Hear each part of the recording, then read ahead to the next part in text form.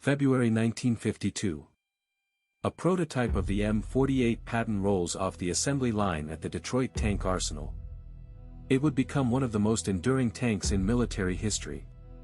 Over the next 20 years, more than 10,000 M48 Pattons would be built. They would fight in the Korean War, the Vietnam War, and the Six-Day War. And some would still be in service 30 years later.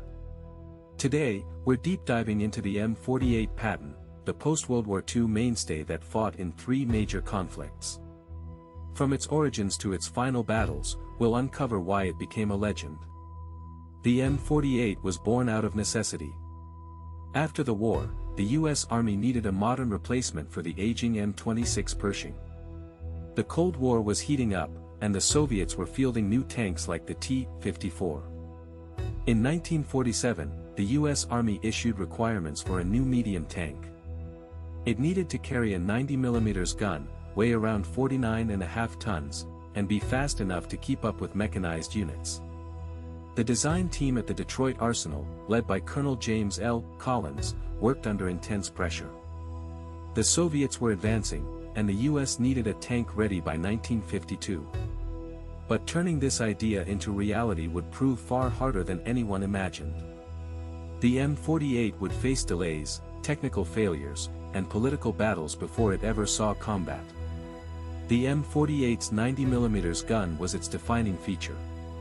It could fire a high-explosive shell with a range of nearly 10,000 yards, one of the longest in its class. But the tank's suspension system was a major problem. Early models suffered from frequent breakdowns. Engineers had to redesign the torsion bars and add more road wheels. The engine was another challenge. The original model used a Continental AV-1790, but it overheated and lacked power. A new version with a 750 horsepower engine was eventually installed. After years of development, it was finally time to prove itself. In 1952, the first M48s were deployed to Europe as part of NATO's forward defense strategy. The M48 made its combat debut in the Korean War. In 1953, the 7th Cavalry Regiment used the tank to support infantry advances near the 38th parallel. It could reach speeds of 25 miles per hour on roads and had a range of around 60 miles. That made it faster and more mobile than the Soviet T-34 it was replacing. Soldiers praised the M48's armor and firepower. But some criticized the cramped interior and the difficulty of aiming the gun on the move. But the real test was yet to come. The M48 would soon be deployed to Vietnam, a jungle environment unlike anything it was designed for. January 30, 1968. During the Tet Offensive, an M48 from the 11th Armored Cavalry Regiment engages a Viet Cong ambush near the village of Lang Vay.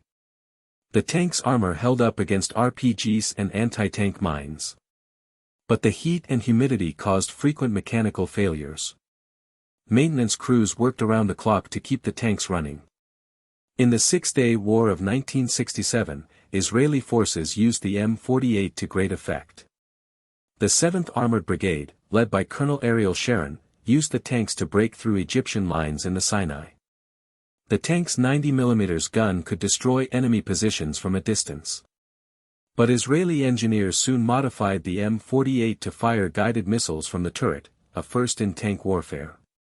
By the 1990s, some M48s were still in service. The Israeli military kept them running with modern upgrades, including thermal sights and reactive armor. The M48 influenced the design of the M60 and later the M1 Abrams. Its 90mm gun became a standard for medium tanks in the Cold War era. Today, the M48 is mostly retired.